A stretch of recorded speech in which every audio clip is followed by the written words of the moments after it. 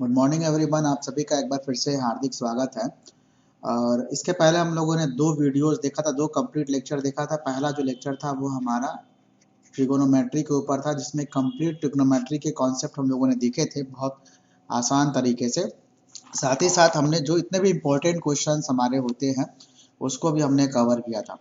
Second series में हमने statistics के वीडियो देखे थे, कंप्लीट स्टैटिस्टिक्स हमने देखा था।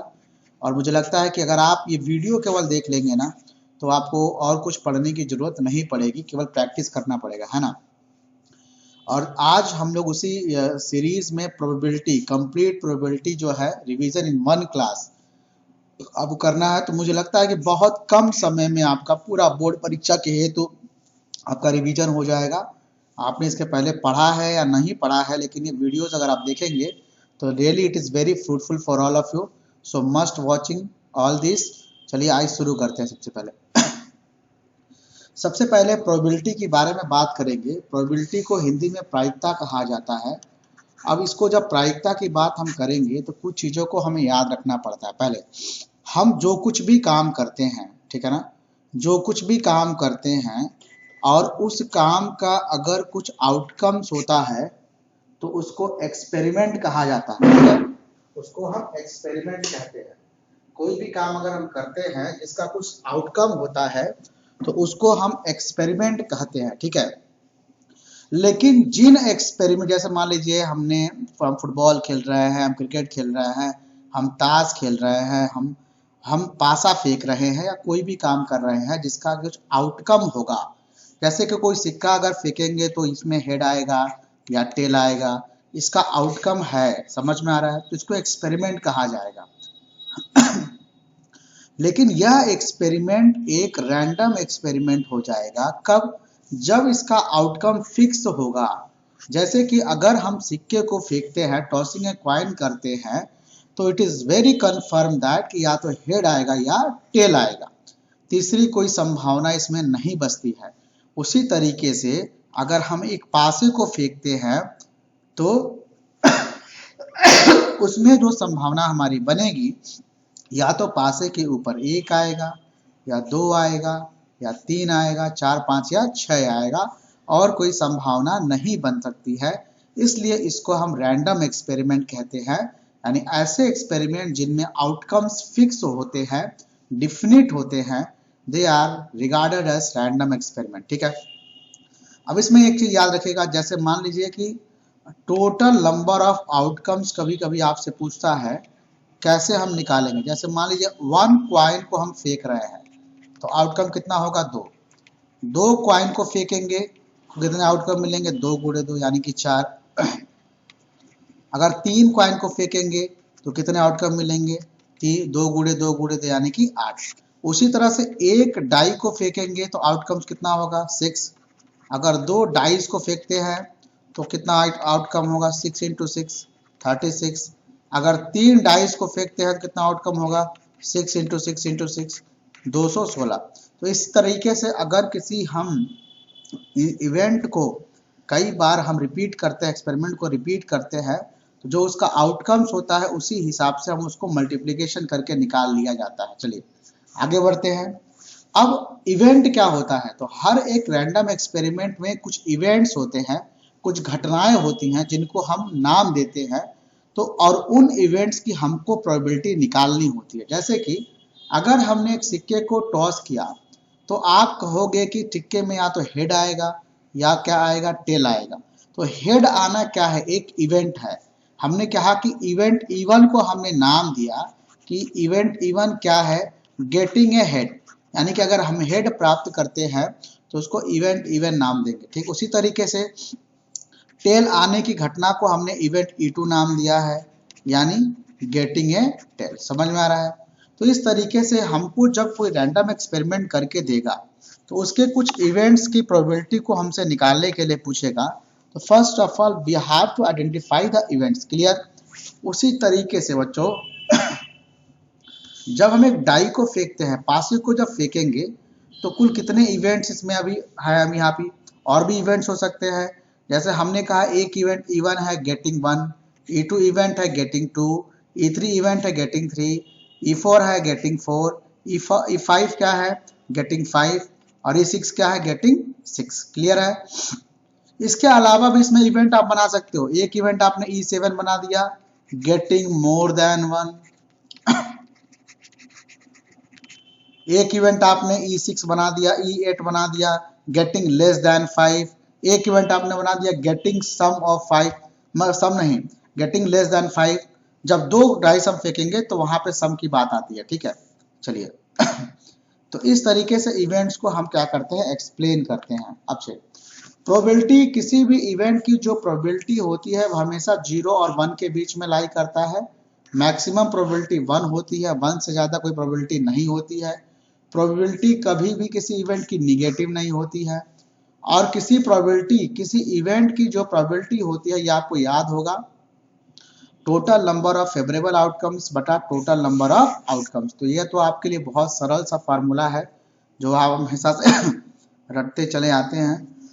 अच्छा, कभी कभी देखिएगा कोई एक्सपेरिमेंट ऐसा होता है जिसके इवेंट्स की प्रोबेबिलिटी सेम रहती है। ठीक है, तो उसको इक्वली लाइकली इवेंट्स कहा जाता है। जैसे मान लीजिए हमने कॉइन को टॉस किया, तो कॉइन को टॉस करेंगे तो एक बार हेड, या तो हेड आएगा और या तो क्या आएगा, टेल आएगा।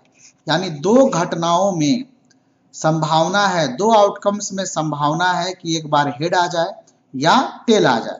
तो अगर मैं आपसे पूछूं कि हेड आने की प्रोबेबिलिटी कितनी है, तो दो संभावनाओं में से एक संभावना है कि हेड आएगा, इसकी प्रोबेबिलिटी हो जाएगी 1/2।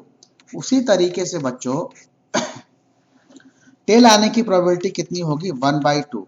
तो आप देखिएगा कि when we are tossing a single coin, the probability of getting head is 1/2 and the probability of getting tail is 1/2. In both cases probability are same.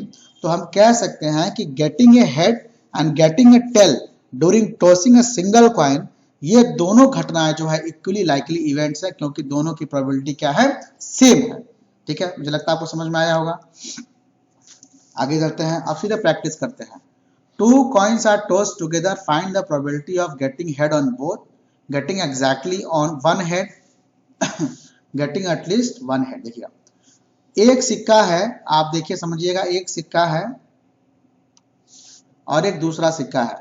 हम दोनों सिक्कों को फेंकेंगे तो क्या संभावना होगा, हो सकता है पहले सिक्के पर हेड आ जाए, दूसरे सिक्के पर भी हेड आ जाए। पहले सिक्के पर हेड आए लेकिन दूसरे पे टेल आ जाए। पहले सिक्के पर टेल आ जाए, दूसरे पे हेड आ जाए। पहले सिक्के पर टेल आ जाए और दूसरे पर टेल आ जाए। तो कुल कितनी संभावनाएं हो रही हैं, 4 संभावनाएं हो रही हैं, head head, head tail, tail head और टेल टेल। तो टोटल पॉसिबल आउटकम्स कितना हो गया बच्चों, 4। अच्छा, आगे आपको हायर क्लासेस में इसको सैंपल स्पेस के माध्यम से बताया जाता है।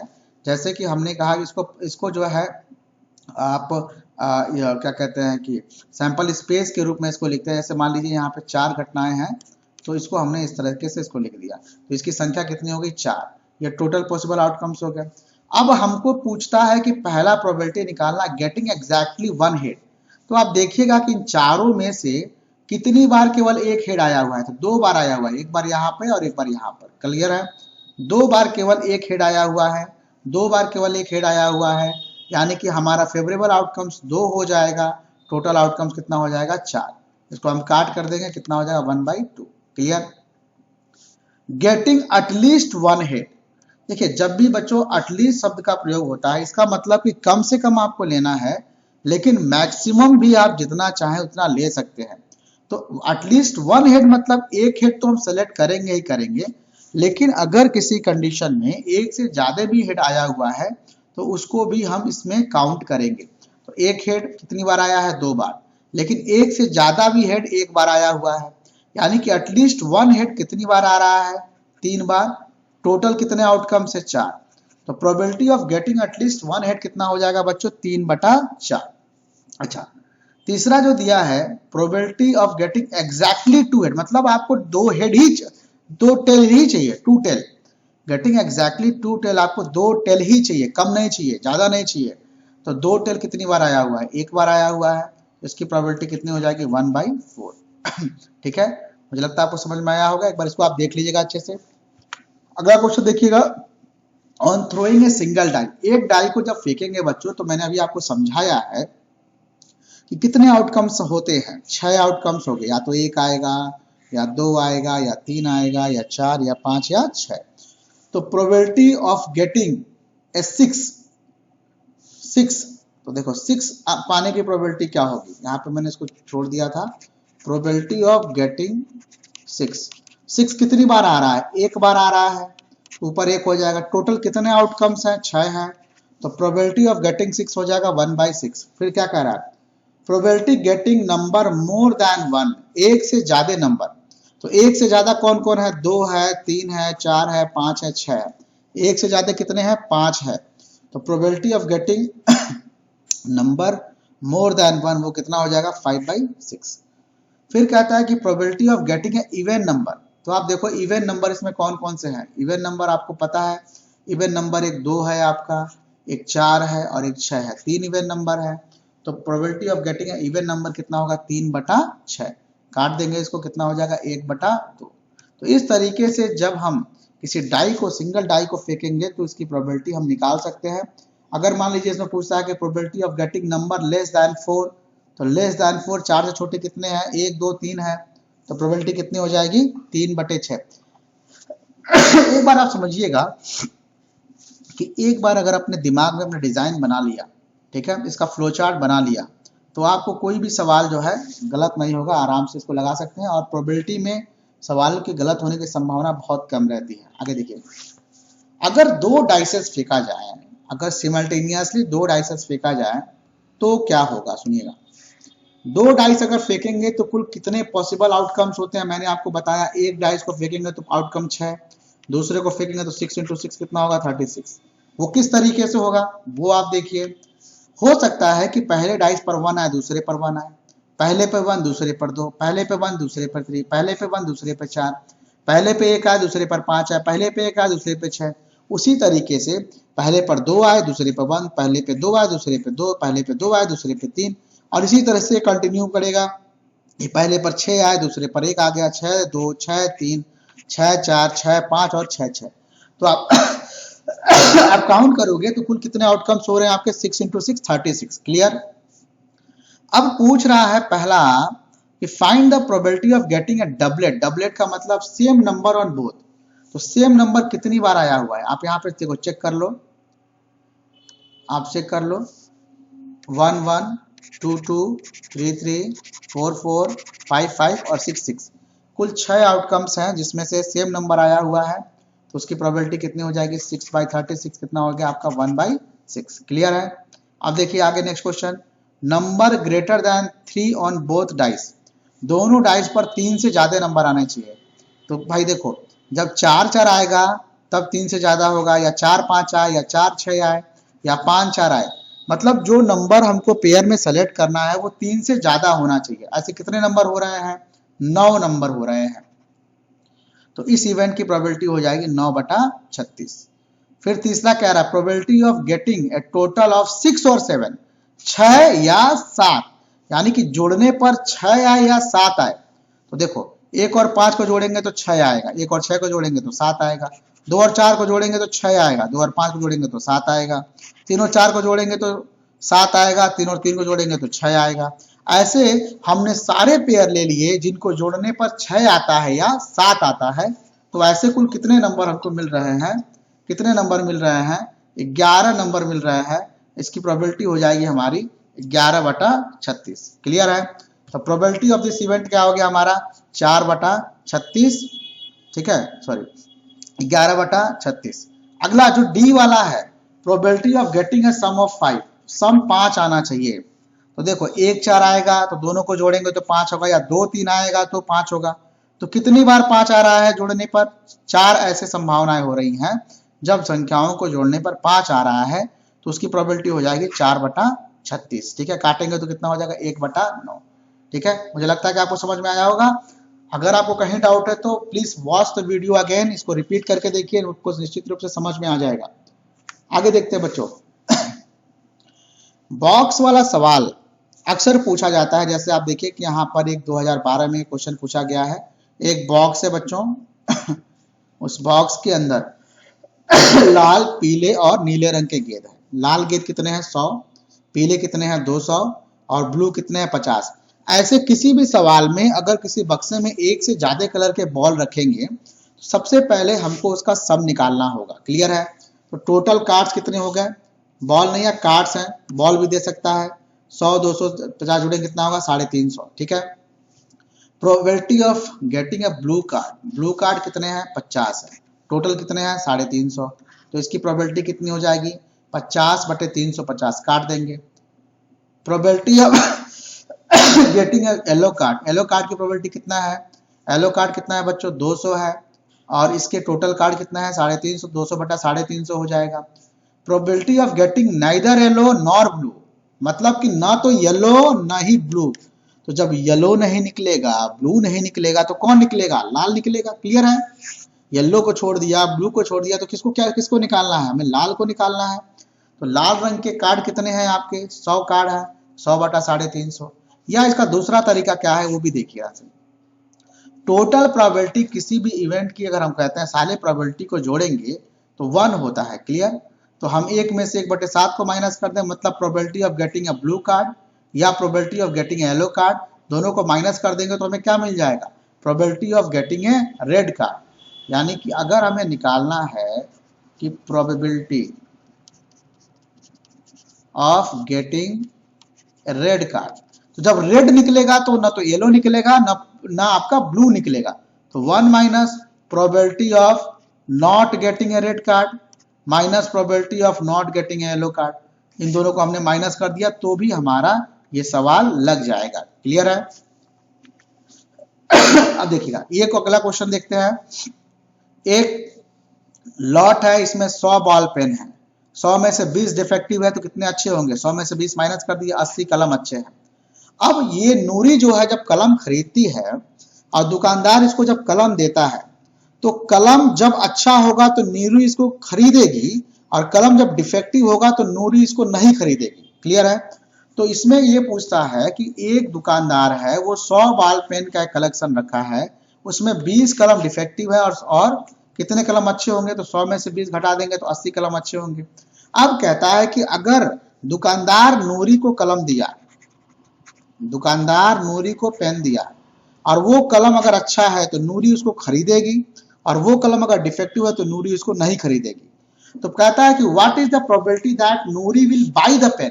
तो नूरी पेन कब खरीदेगी बच्चों? जब वो कलम अच्छा होगा। यानी कि गुड पेन निकालने की प्रोबेबिलिटी कितनी होगी? आपको सोचना है। गुड पेन कितने हैं बच्चों? 80 गुड पेन है और टोटल कितने कलम है? 100। तो गुड पेन निकालने की जो प्रोबेबिलिटी होगी वही नूरी के पेन खरीदने की प्रोबेबिलिटी होगी। यानी कि 80/100, इसको काट के छोटा कर दीजिए। 2 चौको 8, 2 5 10, 4/5 हो जाएगा। और फिर क्या कहता है कि what is the probability of Noori not buying the pen. तो कब वो कलम नहीं खरीदेगी? जब वो कलम डिफेक्टिव होगा। तो कुल कितने डिफेक्टिव कलम है? 20 है। टोटल कितने हैं? 100 है। तो इसको काट के छोटा कर दीजिए, कितना होगा? 1/5, यानी 1/5 प्रोबेबिलिटी है जब वो कलम नहीं खरीदेगी। ठीक है? मुझे लगता है कि आपको समझ में आया होगा। अच्छा, क्वेश्चन को आप ऐसे समझिएगा कि जैसे हमको किसी इवेंट के करने के, मान लीजिए probability of getting A event क्या होगा? मान लो दिया 1/2, तो probability of not doing that event वो क्या होगा? 1 - 1/2। क्लियर? अब यहाँ पे नूरी के पेन खरीदने की प्रोबेबिलिटी हमने निकाला था 80/100, यानी 2 चौको 8, 2 5 10, 4/5। तो नूरी के कलम न खरीदने की प्रोबेबिलिटी क्या हो जाएगी? तो हम 1 में से माइनस कर देंगे तो भी हमारा रिजल्ट निकल जाएगा। यानी किसी घटना के होने की प्रोबेबिलिटी अगर हमें पता है तो उस घटना के न होने की प्रोबेबिलिटी निकालने के लिए हम उसको 1 में से माइनस करके भी हम क्या कर सकते हैं? निकाल सकते हैं। जैसे कि नूरी के पेन खरीदने की प्रोबेबिलिटी है 4/5, तो नूरी के पेन नहीं खरीदने की प्रोबेबिलिटी कितनी होगी? 1 - 4/5, यानी कितना होगा? 1/5।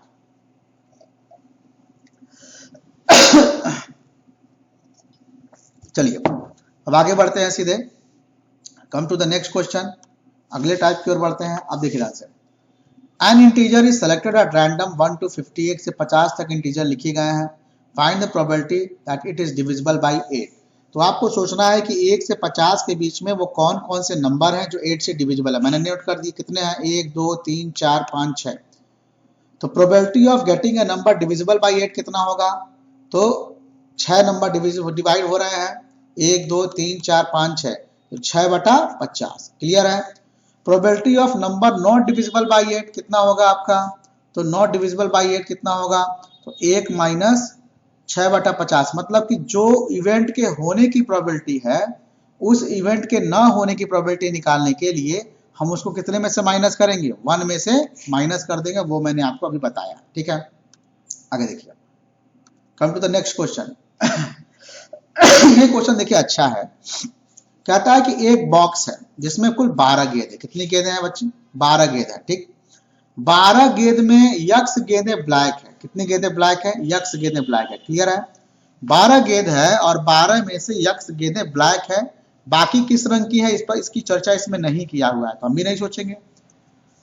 अब 12 गेंदों में यक्स गेंद ब्लैक है, तो अगर कोई आदमी एक गेंद निकालेगा तो ब्लैक गेंद वो होगा, इसकी प्रोबेबिलिटी क्या होगी, x/12, क्योंकि यक्स गेंद ब्लैक है और कुल गेंद कितने हैं, 12 है। अब एक आदमी क्या करता है, उसमें कुछ गेंदें और डालता है, यानी 6 ब्लैक गेंद और डालता है। क्लियर है, तो यक्स ब्लैक गेंद बच्चों पहले से था, 6 और डाल दिया, तो अब कितने ब्लैक गेंद हो गए, x+6 हो गए। अच्छा, पहले उसमें 12 गेंदें थी, 6 गेंदें और डाल दिया, तो अब कुल गेंदों की संख्या कितनी हो गई, 18 गेंद हो गए। तो अब ब्लैक गेंद निकालने की प्रोबेबिलिटी क्या होगी, अब ब्लैक गेंद निकालने की प्रोबेबिलिटी कितनी होगी, तो अब ब्लैक गेंदों की संख्या x+6 और पहले 12 थे और 6 गेंद और आ गए, तो यानी ये हो गया x+6/18। समझ में आ रहा है, x+6 बटा कितना हो गया, 18 हो गया। तो कह रहा है कि अब जो नई वाली ब्लैक गेंद निकालने की जो प्रोबेबिलिटी आपने निकाला है वो पुराने वाली प्रोबेबिलिटी से डबल है, 2 टाइम्स है। तो अकॉर्डिंग टू द क्वेश्चन क्या होगा कि नई वाली जो प्रोबेबिलिटी होगी वो पुराने वाले से क्या होगा, 2 टाइम्स होगा, यानी कितना होगा, डबल होगा। इक्वेशन को बराबर करने के लिए हम राइट साइड में 2 से मल्टीप्लाई कर देंगे, सॉल्व करेंगे, x की वैल्यू कितनी आ जाएगी, 3। समझ में आ रहा है, तो देखिए कितना आसान सा सवाल है। आगे देखते हैं, card numbers 1 to 30 are put in a bag. ये भी इंपॉर्टेंट क्वेश्चन है, 2014 में पूछा गया था। 1 से 30 तक के नंबर रखे गए हैं, एक कार्ड निकाला जाता है, आपको ये दिखाना है कि the number is not divisible by 3। तो आपको 1 से 30 के बीच में ऐसे सभी नंबर को लिख लेने हैं जो 3 से डिविजिबल नहीं है। तो ऐसे नंबर कुल कितने होंगे, 20 होंगे। ठीक है, यानी 30 नंबर्स में से 20 नंबर्स ऐसे होंगे जो 3 से डिविजिबल नहीं होंगे। तो probability of the number not divisible by 3 कितना हो जाएगा, 20/30 हो जाएगा। काटेंगे कितना आएगा, 2/3। फिर देखिए दूसरा जो कंडीशन बी पूछता है, कहता है कि probability of A prime number greater than 7, यानी एक कार्ड आप निकालते हो, एक नंबर आप निकालते हो, तो वो एक प्राइम नंबर होगा जो 7 से ज्यादा होगा। तो आपको 7 से बड़े वाले सारे प्राइम नंबर लिख लेने हैं। कौन कौन से होंगे, 11 13 17 19 23 और 29, कुल कितने हो गए, 6 नंबर हो गए। यानी कि 7 से बड़े 6 नंबर ऐसे हैं बच्चों जो हमारा प्राइम नंबर है। क्लियर है, तो उसकी प्रोबेबिलिटी कितनी हो जाएगी, 6/30 हो जाएगा। कितना हो गया आपका, 1/5। फिर देखो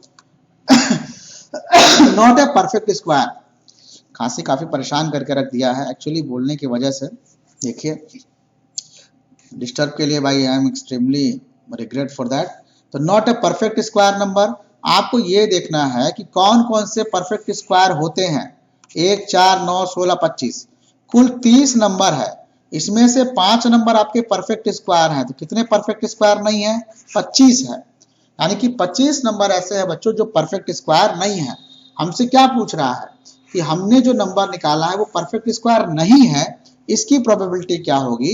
तो परफेक्ट स्क्वायर वाले नंबर जो नहीं है वो कितने हैं, 25 है। उसकी प्रोबेबिलिटी कितनी हो जाएगी, 25/30, यानी कि 5/6। ठीक है, ये आपका एक बहुत इंपॉर्टेंट क्वेश्चन यहाँ भी कंप्लीट हुआ। ठीक है, आगे देखते हैं। अगला देखो, ये बहुत इंपॉर्टेंट सेक्शन हमारा है। अगर कोई इसको समझ लिया तो प्लेइंग कार्ड का कोई भी सवाल आप यही लगा सकते हो। आप देखो इस चार्ट में लगा सकते हो, आप ये चार्ट बना लो, चार्ट में लगा लो। सबसे पहले ध्यान सुनिएगा, इसको समझते हैं। ध्यान से देखिए, 52 कार्ड होते हैं। कोई भी ताश का पत्ता जब लियागा, कोई खेल लेगा तो उसमें कुल कितने पत्ते होंगे? 52 पत्ते होंगे। 52 पत्तों में 2 कलर होता है, एक होता है रेड कलर का कार्ड और एक होता है ब्लैक कलर का कार्ड। सुनिएगा, 52 पत्ते हैं, 52 में रेड कलर के पत्ते आधे होते हैं और ब्लैक कलर के आधे पत्ते होते हैं, यानी 26 पत्ते जो होते हैं वो रेड कलर के होते हैं और 26 पत्ते जो होते हैं वो ब्लैक कलर के होते हैं। क्लियर है? तो अब यहां से क्वेश्चन आप बनाइए, देखो ध्यान से क्वेश्चन बनते हैं। Probability of getting a red colour, अगर कोई आपसे पूछेगा तो आप क्या जवाब दोगे? रेड कलर के कुल कितने कार्ड है? 26, और पूरे पत्ते में कितने कार्ड हैं? 52। यानी probability of getting a red colour कितना हो जाएगा? ओरल आप बता सकते हो 26/52। अगर कोई आपसे पूछता है कि probability of getting a black colour card, तो वो कितना होगा आपका? 26/52। समझ में आ रहा है? अब इसको और थोड़ा दिमाग लगाओ। अब देखो, रेड कलर के कार्ड में 2 सूट होता है, मतलब 2 तरह के कार्ड होते हैं। ब्लैक कलर के कार्ड में भी 2 सूट होता है, हर सूट में 13-13 कार्ड होते हैं, यानी कि पूरे ताश के पत्ते में 4 सूट, जिसमें 2 सूट होते हैं रेड कलर वाले और 2 सूट होते हैं ब्लैक कलर वाले। समझ में आ गया? पूरे कार्ड में 4 सूट होते हैं, जिसमें 2 सूट होते हैं आपके रेड कलर वाले और 2 सूट होते हैं आपके ब्लैक कलर वाले। तो पहला सूट को कहते हैं हार्ट, दूसरे को रेड वाले को कहते हैं डायमंड, ब्लैक वाले सूट तीसरे वाले को क्या बोलते हैं? स्पेड, और चौथे वाले को क्या बोलते हैं? क्लब। ये आपको याद रखना है, heart, diamond, spade and club. Clear है? अच्छा, अब और देखिए अच्छा, हर सूट में 4 कार्ड ऐसे होते हैं जो बहुत इंपॉर्टेंट भूमिका निभाते हैं। पहला एस, किंग, क्वीन, जैक, ये चारों में होगा। डायमंड का भी एस होगा, किंग होगा, क्वीन होगा, जैक होगा। ब्लैक कलर स्पेड का भी एस होगा, किंग होगा, क्वीन होगा, जैक होगा। अच्छा, क्लब का भी एस होगा, किंग होगा, क्वीन होगा, जैक होगा। तो अगर आपसे कोई पूछेगा कि पूरा कितने एस होते हैं कार्ड में? 4। किंग कितने हो गए? 4। क्वीन कितने हो गए? 4। और जैक कितने हो गए? 4। तो अगर कोई पूछता है कि पूरे कार्ड में से एक पत्ता आपने निकाला, वह एस होगा, इसकी प्रोबेबिलिटी कितनी होगी? 4/52। पूरे पत्ते में से आपने एक किंग निकाला, कितने किंग है भाई साहब? 4 किंग है, तो उसकी प्रोबेबिलिटी कितनी हो जाएगी? 4/52। पूरे कार्ड में आपका कितने क्वीन है? 4 क्वीन है, तो पूरी क्वीन निकालने की प्रोबेबिलिटी कितनी हो जाएगी? 4/52। पूरे कार्ड में कितने जैक हैं? 4 जैक है, तो उसकी प्रोबेबिलिटी कितनी हो जाएगी? 4/52। समझ में आ रहा है? अच्छा, अब कहता है कि आपको प्रोबेबिलिटी निकालनी है रेड किंग की। सुनिएगा, 52 पत्ते हैं, आपने कार्ड खींचा और कहता है कि रेड किंग की प्रोबेबिलिटी कितनी होती है? रेड किंग कितने हैं? रेड किंग कितने हैं बच्चों? 2 हैं, तो इसकी प्रोबेबिलिटी कितनी हो जाएगी? 2/52। अगर पूछता है कि मान लीजिए आप ब्लैक क्वीन निकालो, तो ब्लैक क्वीन कितने हैं बच्चों? 2 ब्लैक क्वीन है, तो इसकी प्रोबेबिलिटी कितनी हो जाएगी? 2/52। क्लियर है? तो आप इस तरीके से निकाल सकते हो, बहुत आसान तरीका है। अच्छा, अब देखो, अब इसमें एक और इंपॉर्टेंट सेक्शन है कि इसमें किंग, क्वीन, जैक इन कार्ड्स को बोलते हैं फेस कार्ड। कई बार आपसे पूछता है कि probability of getting A face card, तो याद रखना है कुल फेस कार्ड कितने होते हैं? 12। कौन कौन से? 4 किंग, 4 क्वीन और 4 जैक। एस फेस कार्ड नहीं होता है, एस फेस कार्ड नहीं होता है, इसको याद रखिएगा। फेस कार्ड में कौन होगा? किंग, क्वीन और जैक। क्लियर है? तो probability of getting A face card, कितने फेस कार्ड टोटल होते हैं? 12 फेस कार्ड होते हैं, और 52 कार्ड में से उसको निकाल रहे हैं ना, तो उसकी प्रोबेबिलिटी कितनी हो जाएगी? 12/52। ठीक है? अच्छा, अब सवाल में आपको कई बार फंसाने की कोशिश करता है कि जैसे मान लो एक आदमी है, 52 कार्ड लिया था, उसमें से उसने क्या किया? उसने क्या किया?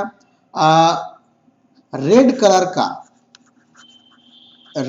का किंग निकाल दिया, रेड कलर का किंग निकाल दिया। क्लियर है? रिमूव कर दिया। तो अब किंग निकालने की प्रोबेबिलिटी कितनी हो जाएगी? एक बात याद रखना, जब कभी कार्ड में से कुछ पत्ते निकाले जाएंगे, सुनिएगा मेरी बात, जब भी कार्ड में से कुछ पत्ते निकाले जाएंगे तो उन पत्तों को टोटल कार्ड में से माइनस करना होता है। जैसे मान लो हमारे पास टोटल कार्ड 52 है, 52 में से रेड कलर के किंग निकाल दिए गए, तो रेड कलर के किंग बच्चे कितने हैं? 2 है ना, 2 है ना, तो हम इस 2 को माइनस कर देंगे, यानी कि अब हमारे पास टोटल 50 कार्ड ही है और इस 50 कार्ड में से ही उसको जो है कार्ड को चुनना है। अच्छा, अब वो चुनना क्या चाह रहा है? अभी भी वो किंग ही चुनना चाह रहा है। तो किंग किसमें से चुनेगा? ब्लैक कलर के किंग तो बचे हुए हैं, तो कितने ब्लैक कलर के किंग बचे हुए हैं? 2 किंग बचे हुए हैं, यानी कि उसकी प्रोबेबिलिटी हो जाएगी 2/50। तो यहां पर मोस्ट इंपॉर्टेंट बात यह है बच्चों कि नीचे 52 नहीं होगा, क्योंकि अब हमारे पास कार्ड 52 है ही नहीं। 52 में से 2 किंग हमारे रेड कलर वाले निकाल दिए गए हैं, यानी कि हमारे पास अब केवल 50 कार्ड बचे हुए हैं और उन 50 कार्ड में से अगर वो किंग निकालना है तो हम ब्लैक वाला किंग निकाल सकते हैं, क्योंकि वो अभी हमारे कार्ड हमारे पास बचा हुआ है।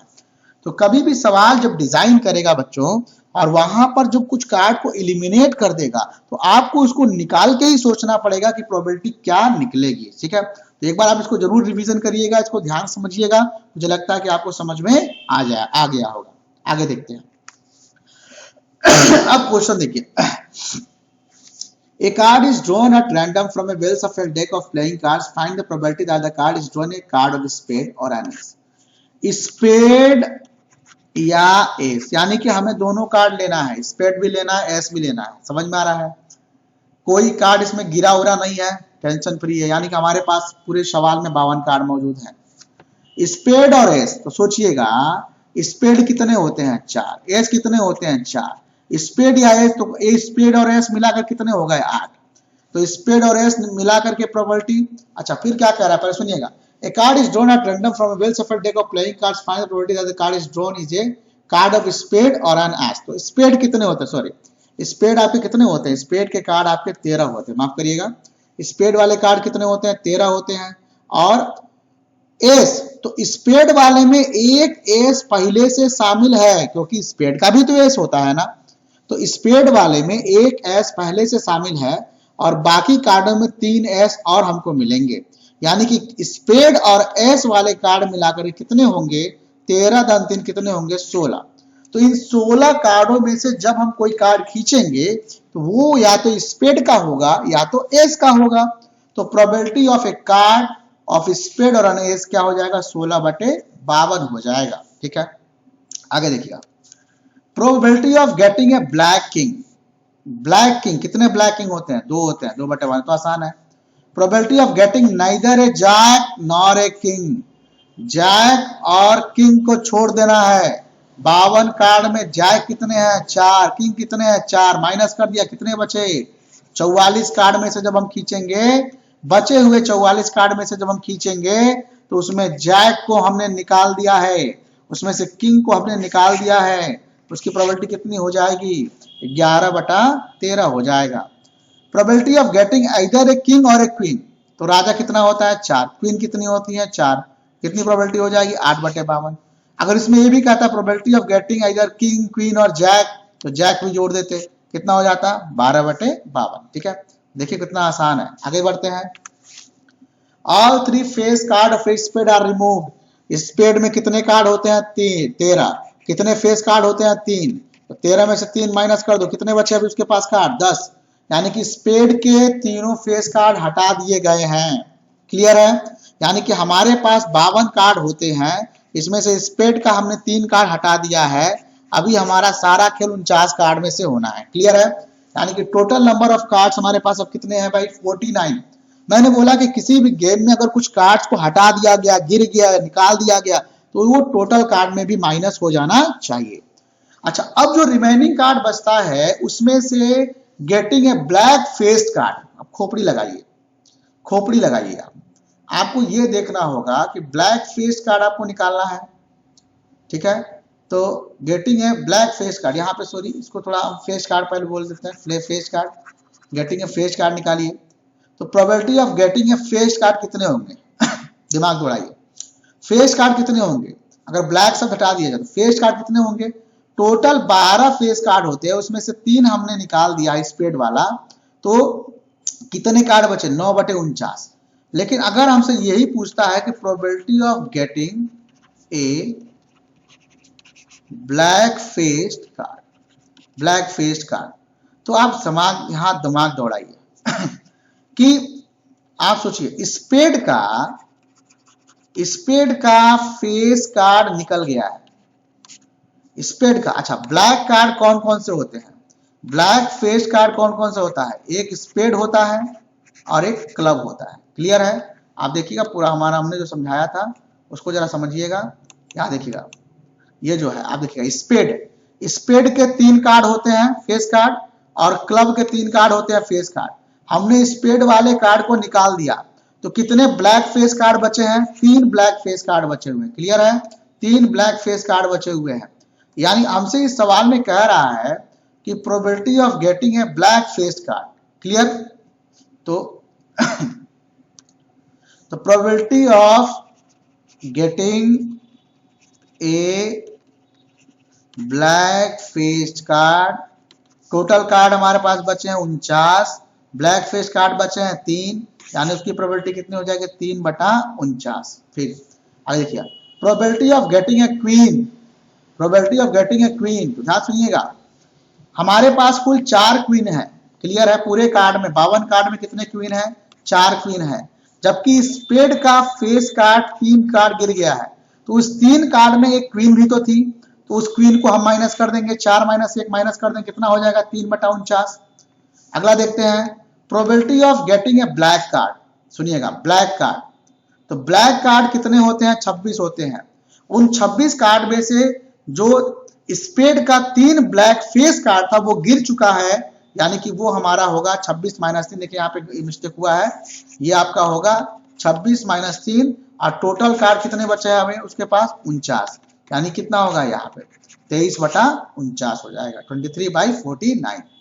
तो देखिएगा, ब्लैक कार्ड 26 होते हैं, 26 में से स्पेड के 3 कार्ड गिर चुके हैं, 26 - 3 हो गया, और टोटल कार्ड कितने बचे हैं? 49, उसकी प्रोबेबिलिटी हो जाएगी 23/49, 23/49। आगे देखते हैं, red queens and black jacks are removed from a pack of 52 card. देखो ध्यान से, 52 कार्ड है, इसमें से रेड क्वींस निकाल दिया गया, रेड क्वीन निकाला गया, कितना कार्ड होगा? 2 कार्ड निकल गया। ब्लैक जैक्स निकाला गया, 2 कार्ड और निकल गया, यानी हमारे पास कितने कार्ड बचे हैं? 48 कार्ड बचे हैं। कितने कार्ड बचे हैं? तो 2 रेड क्वीन निकाल दिया गया और 2 ब्लैक जैक निकाल दिया गया, यानी कि हमारे पास कुल कितने कार्ड बचे हैं? 48 कार्ड बचे हुए हैं। अब क्वेश्चन समझिएगा, find the probability that the card is a king. King होगा, कितने किंग होते हैं? 4 किंग होते हैं। कितने कार्ड हमारे पास बचे हैं? 48 बचे हैं, तो उसकी प्रोबेबिलिटी कितनी हो जाएगी? 4/48 कितना होगा? 1/12। Probability of getting a red colour card, तो आप देखो भाई, 52 कार्ड में से 2 रेड कलर कार्ड ऑलरेडी गिर चुका है, रेड कलर कार्ड गिर चुका है। रेड कलर कार्ड 26 होते हैं, 26 में से 2 निकल चुका है, गिर चुका है, तो कितने रेड कलर कार्ड बचे हैं? 24, तो उसकी प्रोबेबिलिटी कितनी होगी? 24/48, सॉरी 28 नहीं है, 48 है, ये आपका है 48, कितना होगा? 1/2 हो जाएगा। Probability of getting A face card, probability of getting A face card, तो देखो ध्यान से, 4 फेस कार्ड टोटल 12 होते हैं ना, इसमें से 4 फेस कार्ड निकल चुके हैं, 2 क्वीन और 2 जैक, 2 रेड क्वीन और 2 ब्लैक जैक निकल चुके हैं। तो कितने फेस कार्ड बचे हैं? 12 में से 4 माइनस कर दो, 8 फेस कार्ड बचे हैं, तो 8/48 कितना हो जाएगा? 1/6। क्लियर है? Probability of getting A queen, 2 queen गिर चुकी हैं, 4 क्वीन होती हैं, 2 क्वीन रेड क्वीन निकल चुकी हैं, तो कितनी क्वीन बची हैं? 2 क्वीन बची हैं, प्रोबेबिलिटी कितना हो जाएगा? 2/48 हो जाएगा। चलिए अगले क्वेश्चन की ओर बढ़ते हैं। The probability of selecting a red ball at random from a jar that contains only red, blue and orange ball। एक बॉल है, एक जार है, इस जार में 3 तरह के कलर है, रेड है, ब्लू है, ऑरेंज है। इसमें आपसे कह रहा है कि रेड कलर की प्रोबेबिलिटी जो है, यह रेड कलर की प्रोबेबिलिटी जो है यह है 1/4। ब्लू कलर की जो प्रोबेबिलिटी है, अगर हम गेंद निकालते हैं ब्लू कलर की, उसकी प्रोबेबिलिटी है 1/3। लेकिन यहाँ पे ऑरेंज कलर का नंबर दिया है, हमको ये नहीं पता है कि रेड कलर वाले बॉल कितने हैं, ब्लू कलर वाले कितने हैं, लेकिन ऑरेंज वाला पता है। तो हमने मान लिया कि consider the number of red ball is x, number of blue ball is y, तो टोटल बॉल कितने हो जाएंगे? x + y + 10 हो जाएगा। अब देखो, अगर इस डाटा से हमको प्रोबेबिलिटी ऑफ रेड बॉल निकालना है, तो हमको रेड बॉल की संख्या चाहिए बटे टोटल संख्या चाहिए। रेड बॉल हमने कितना माना है, x माना है। टोटल बॉल कितना है, x प्लस वाई प्लस 10 है। और रेड बॉल की प्रोबेबिलिटी क्या सवाल में दिया गया है, कितना दिया गया, 1/4। यानी कि ये इक्वेशन हमारा बनेगा। यहां से हम जब इसको सॉल्व करेंगे तो हमारा बनेगा 3x माइनस वाई माइनस बराबर 10, इक्वेशन नंबर 1। इसी तरीके से अगर हम प्रोबेबिलिटी ऑफ ब्लू बॉल निकालेंगे तो ब्लू बॉल कितने हैं बच्चों, y है। टोटल कितने बॉल है, x प्लस वाई प्लस 10 है। तो ब्लू बॉल की प्रोबेबिलिटी कितनी हो जाएगी, y बटा x प्लस वाई प्लस 10। लेकिन सवाल में कितना दिया है, 1/3। ये इक्वेशन बनेगा, सॉल्व करेंगे कितना आएगा, 2y माइनस x, यहां से निकाल देंगे, इक्वल टू 10। तो हमारे पास दो इक्वेशन बन रहा है, ठीक है, एक इक्वेशन 1 और इक्वेशन 2। और इसको थोड़ा सा हमने यहाँ पे 3 से मल्टीप्लाई करके इक्वेशन 3 बना लिया। इक्वेशन 1 और इक्वेशन 3 को सॉल्व करेंगे, देखिए यहाँ पे सॉल्व किया गया है। x की वैल्यू कितनी आ गई, 6 आ गया। x की वैल्यू को रखेंगे तो y की वैल्यू निकल जाएगा। तो टोटल नंबर ऑफ बॉल कितना होगा, 10 बॉल आपके ऑरेंज हो गए, 6 बॉल आपके रेड हो गए और 8 बॉल आपके क्या हो गए, ब्लू हो गए। इन तीनों को जोड़ेंगे तो टोटल नंबर ऑफ बॉल्स हमारे कितने हो जाएंगे बच्चों, 24 हो जाएंगे। चलिए, थैंक्स फॉर वॉचिंग। यह रहा हमारा कंप्लीट प्रोबेबिलिटी इन 1 क्लास। सारे इंपॉर्टेंट क्वेश्चन है, इसको एक बार जरूर देखिए, बिल्कुल मिस मत करिए। अगले वीडियो का इंतजार करिए, ठीक है। और सारे सेक्शन जितने भी हम यहाँ पे लेक्चर्स हमारे आने वाले हैं उसको आप देखिए, शेयर करिए। धन्यवाद।